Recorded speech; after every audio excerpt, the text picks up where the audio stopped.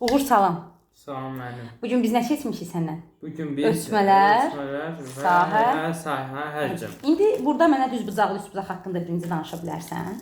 Bu katetlərdir, bu da hipotenuzdur. Qəşəng. Hipotenuz nədir? Burada Düzbucağın düzbucağın qarşısındakı tərəfdir. Bəs iti bucaqların qarşısındakı tərəf. Kəsişən də demək olar, çünki burada ayrılıb bölünür. Bəs iti bucaqların qarşısındakı tərəfə nə deyirik? Katetlər. Katetlər deyirik. Düzbucaqlı, üstbucağın sahəsi nədir? Sahə yoxdur, onu dərs tap. Katetlər yaxşı bölünürsün 2. Katetlərin hasilini bölürük neçəyə? Esə, yox 2. Sahəni tapanda belə edirik. Bəs yaxşı, hasarın uzunluğu deyəndə nə edirik? Hasarın uzunluğu deyəndə nə edirik? Düzbucaqlı. Düzbucaqlının nəyini tapırıq? Perimetr. Perimetrin. Düzbucaqlının perimetr düsturu necə idi? P bərabərdir 2 vurulsun A üstəcək qəşəng. Dairə neçə dərəcədir dairə özü? 360. Aha.